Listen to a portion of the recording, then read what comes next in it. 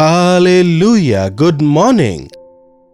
एक और रविवार, एक और पुनरुत्थान का दिन, एक और प्रभु का दिन।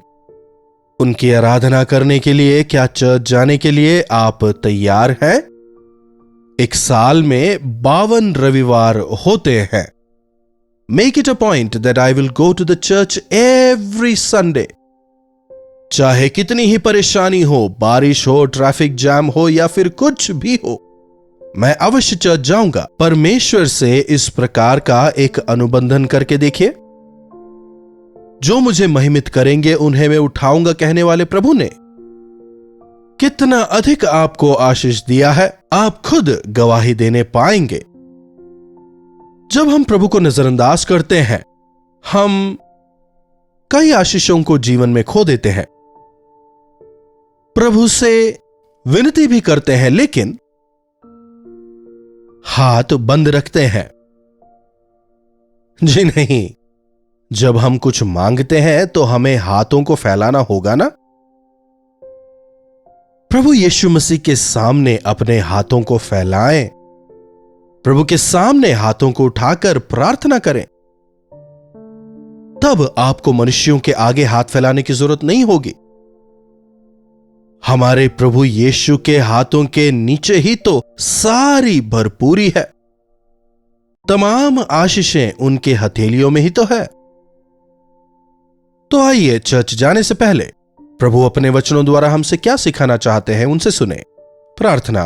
महापवित्र पिता परमेश्वर, प्रभु यीशु मसीह, चर्च जाने से पहले एक बार फिर से हम आपके सन्मुख में आते हैं।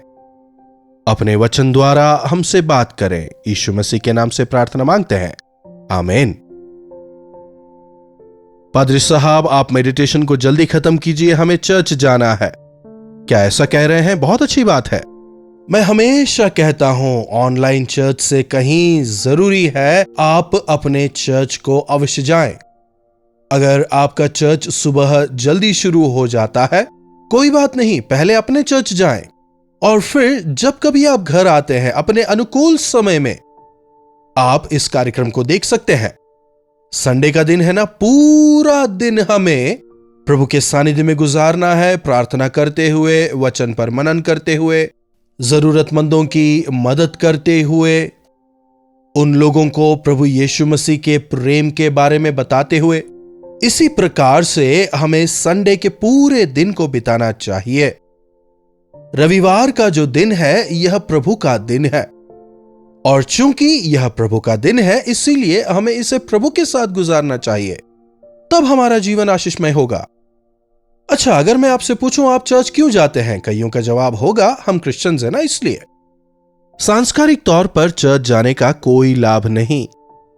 बचपन से ही हमारे माँ बाप ने हमें सिखाया होता है, और इस वजह से हम कभी कभी चर्च चले जाते हैं। चलो, एक काम खत्म हुआ। कुछ लोगों के लिए चर्च जाना एक भार की तरह होता है। प्रभु के सामने समय बिताना भार कैसे हो सकता है? प्रभु के सानिध्य में जाने की खुशी हमें होनी चाहिए। प्रभु के सानिध्य में बिताया गया समय कितना बेहतरीन होता है। आपके आंगन में एक दिन बिताना कहीं और के 1000 दिन से उत्तम है। जब लोगों ने मुझसे कहा, आओ यहोवा के भवन चलें, तो मैं आनंदित हुआ। दाऊद ने कहा था ना। तो आज हम आराधनालय क्यों जा रहे हैं? नाम के लिए जाते हैं और वापस भी आ जाते हैं। हम आराधनालय क्यों जाते हैं? मनुष्यों को दिखाने के लिए नहीं, दोस्तों से मिलने के लिए नहीं, पास्टर साहब को चेहरा दिखाने के लिए नहीं, ना ही वहां जो क्रूस का चिन्ह है उसके सामने सर टिकाकर आने के लिए। देखिए, प्रभु यीशु आज आत्मा है, और आज वे क्रूस पर नहीं है। वे तस्वीरों में नजर नहीं आते। हमें आत्मा और सच्चाई से उनकी आराधना करने के लिए चर्च जाना है। एक वचन देखिएगा, इब्रानियों की पत्री 11वां अध्याय उसकी 6वीं आयत से।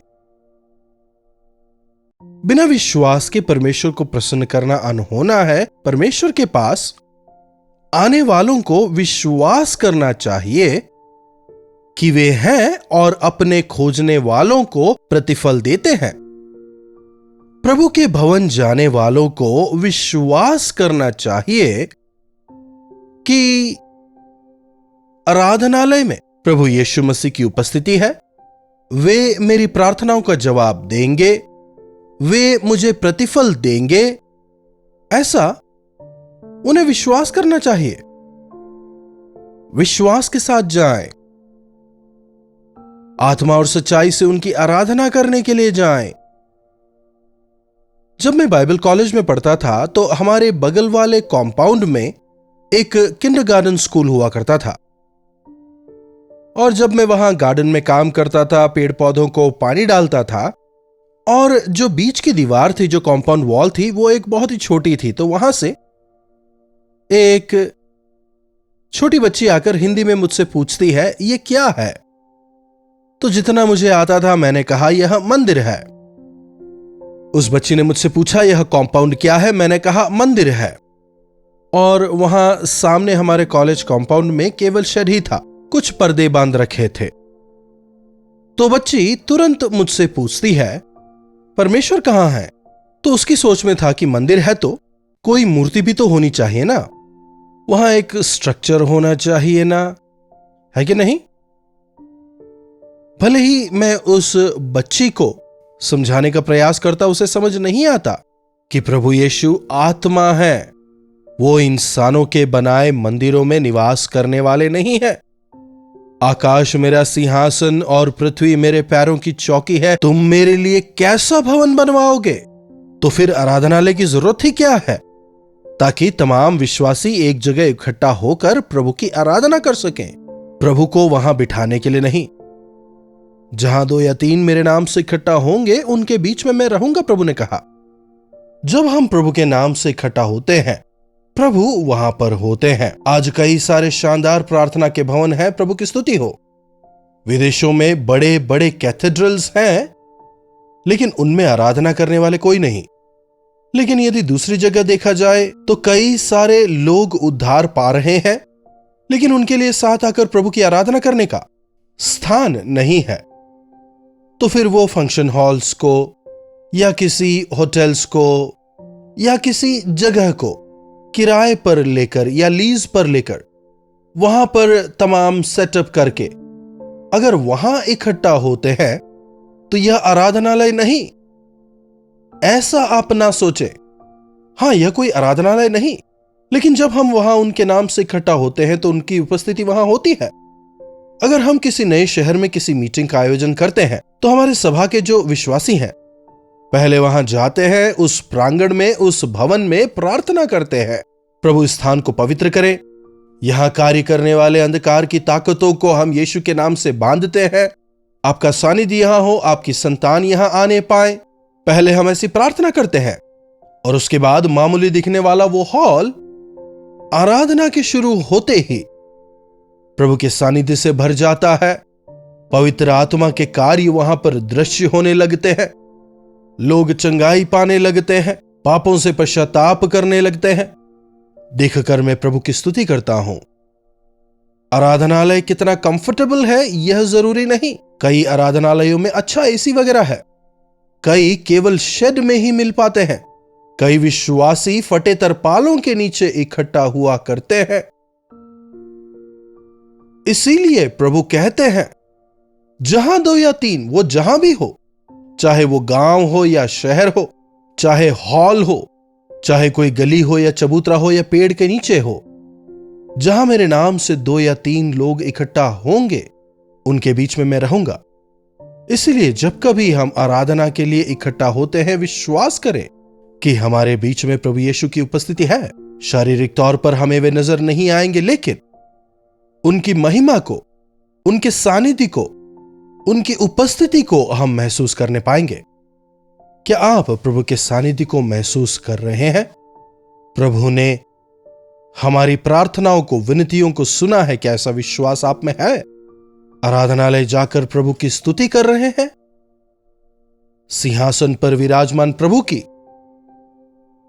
जिनकी स्तुति, आराधना, प्रशंसा स्वर्गदूत भी करते हैं, विश्वास के साथ उन तमाम स्वर्गदूतों के साथ में मिलकर क्या आप भी अपने परम प्रधान प्रभु यीशु मसीह की आराधना कर रहे हैं? जी हां, एक बात समझें, when we worship we are connected to heaven। तभी हमारे मन को शांति मिलती है, हमारे शरीर को चंगाई मिलती है, हमारा विवेक पवित्र हुआ जाता है, हम आत्मिक सामर्थ्य को प्राप्त करते हैं, विश्वास में बढ़ते चले जाते हैं। आराधनालय में गीत गाना संस्कार नहीं है। आत्मा में होकर गाएं, आत्मा में होकर प्रार्थना करें। कई चर्चों में प्रार्थना का समय ही नहीं होता। प्रार्थना आराधना का भाग है, इस सच्चाई को ही हम भूल जाते हैं। अरे गीत गाने का काम तो कॉयर का है या फिर वर्शिप लीडर्स का है कहकर कई लोग तृप्त हो जाते हैं। पूरी कलीसिया को गाना है, पूरी कलीसिया को मिलकर गाना है। मुझे गाना नहीं आता ऐसा ना कहें। परमेश्वर आप कितना अच्छा गाते हैं, कितना बेसुरा गाते हैं यह नहीं देखते। वे आपकी आवाज को नहीं, आपकी सच्चाई को देखते हैं। आराधनालय प्रभु की आराधना करने और उनके वचनों को सुनने हम जाते हैं। प्रभु के वचन से हमें सुनना है। आज परमेश्वर का वचन मुझे क्या चिता रहा है, आज प्रभु मुझसे क्या कहना चाहते हैं। प्रभु आपका दास सुन रहा है, आप कहें लॉर्ड यू गाइड मी। प्रभु आप मुझे चलाएं, जिस मार्ग में मुझे चलना है उसमें मेरी अगुवाई करें। मेरे प्रति आपकी योजनाओं को मुझे बताएं, मुझे समझाएं। यह जानने के लिए हमें आराधनालय जाना है। बिना विश्वास के परमेश्वर को प्रसन्न करना असंभव है। उनके पास आने वालों को यह विश्वास करना चाहिए कि वे हैं और उनके खोजने वालों को प्रतिफल देंगे। अगर ऐसे विश्वास के साथ आप आराधनालय जाएं, भले ही कमी घटी के साथ जाएं, भरपूरी के साथ वापस आएंगे। शायद दुखी होकर जाएं, लेकिन आनंद मनाते हुए वापस आएंगे, संतुष्टि के साथ वापस आएंगे। हन्ना रोते हुए आराधनालय जाती है, बहते हुए जल के समान अपने हृदय को प्रभु के सामने खोलती है। परमेश्वर से एक वायदे को पाती है, अगले साल इसी समय तेरी गोद में संतान होगी। प्रभु से वायदे को पाने के बाद उसने दुखी रहना छोड़ दिया, उसने रोना छोड़ दिया। प्रभु में उसके बाद वो आनंदित रही, प्रभु में वो मगन रही। मेरी समस्या यह है, मेरे दुख को मैं जाकर परमेश्वर के सामने उंडेलूंगा, प्रभु मुझे छुड़ाएंगे। इस विश्वास के साथ जाएं। बिना विश्वास के हम परमेश्वर को प्रसन्न नहीं कर सकते। विश्वास करें कि परमेश्वर हैं और वे प्रतिफल देंगे। एक पिता अपने दुष्टात्मा से ग्रसित बेटे को चंगाई के लिए शिष्यों के पास लाता है, लेकिन शिष्यों से नहीं हो पाता। शिष्य दुष्टात्मा को नहीं निकाल पाते। और इसी दौरान प्रभु यीशु मसीह रूपांतर के पहाड़ से नीचे उतर आते हैं। दौड़कर पिता यीशु के पास जाकर कहता है, मेरा पुत्र दुष्टात्मा से त्रस्त है, उसकी सहायता करें। प्रभु से कहता है, तो उसके लिए प्रभु क्या जवाब देते हैं? विश्वास करने वालों के लिए सब कुछ संभव है। अगर हम चाहते हैं कि प्रभु हमारे लिए कुछ करें, सबसे पहले विश्वास करना है। परमेश्वर ने मेरे लिए कुछ नहीं किया अगर आप कह रहे हैं, इसका मतलब यह नहीं कि वे नहीं कर सकते, बल्कि यह कि आप में विश्वास नहीं। प्रार्थना में तुम जो कुछ मांगो प्रतीति करो कि वह तुम्हारे लिए हो गया तो वह तुम्हारे लिए हो जाएगा, प्रभु ने कहा। आप आराधनालय गए और आपने प्रार्थना की, प्रभु मुझे नौकरी चाहिए, प्रभु मेरे बच्चों के विवाह में आप मदद करें। आपने प्रार्थना की, प्रभु मेरे सामने गंभीर समस्याएं हैं, इनसे मैं बाहर नहीं आ पा रहा, इससे बाहर आने में आप मेरी मदद करें। प्रभु आर्थिक समस्याएं हैं, इससे मुझे बाहर निकालें। जो कुछ भी आप प्रार्थना कर रहे हैं, पूर्ण विश्वास आप में हो, प्रभु जवाब देंगे। विश्वास करें। प्रभु मुझे बुद्धि चाहिए, प्रभु से कहें। लेकिन यदि अविश्वास से मांगेंगे तो नहीं मिलेगा।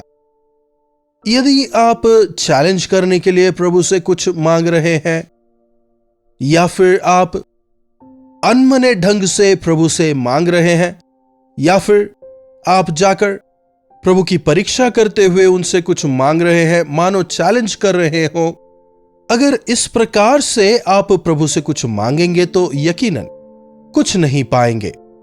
मन की सच्चाई से मांगे, प्रभु आपकी जरूरतों को अवश्य पूरा करेंगे।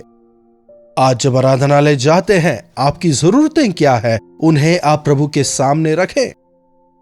अपनी आवश्यकताओं को प्रभु के सेवकों के सामने रखें। दिल के बोझ को उनके साथ बांटें। वचन कहता है, एक दूसरे के लिए प्रार्थना करो और परमेश्वर चमत्कार करेंगे।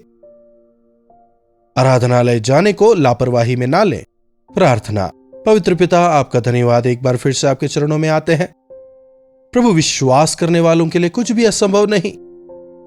हमारी मदद करें कि जब हम आपके सन्मुख में आते हैं विश्वास से आए।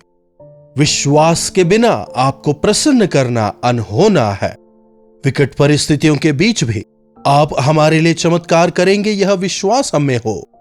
आज आराधनालय जाकर आत्मा और सच्चाई से आपकी आराधना करके आपको महिमित करने का अनुग्रह दे। महिमा आपकी हो, यीशु के नाम से प्रार्थना मांगते हैं, आमीन। अब हमारे पिता परमेश्वर का प्रेम, प्रभु यीशु मसीह का अनुग्रह, पवित्र आत्मा की संगति और सहभागिता हमें से प्रत्येक के साथ आज, कल और सर्वदा बनी रहे, आमीन। प्रभु परमेश्वर की महिमा हो। अपने प्रार्थना विषयों को आप हमें 9884907779 पर व्हाट्सएप, वॉइस मैसेज या फिर टेक्स्ट के जरिए भेज सकते हैं। हमें आपसे सुनकर, आपके बारे में जानकर, आपके साथ मिलकर आपके लिए प्रार्थना करने में काफी प्रसन्नता होगी। दोनों नए कार्यक्रम क्या आप जानते हैं और सच्ची घटनाएं, इन्हें आप देख रहे हैं और आत्मिक तौर पर बलवंत होते जा रहे हैं, मैं उम्मीद करता हूं। अगर आपने अब तक नहीं देखा है तो जरूर देखें। चैनल को आप अवश्य सब्सक्राइब करिएगा। जरूरतमंदों के साथ आप इसे शेयर भी कर सकते हैं, लाइक भी जरूर करिएगा। इन्हीं वचनों के साथ आज मैं आपसे विदा लेना चाहूंगा। हमारे दोबारा मिलने तक प्रभु परमेश्वर का अनुग्रह हम सबों पर बना रहे। कल्वरी दर्शन, ये है प्रेम के दर्शन, यीशु प्रेम के दर्शन।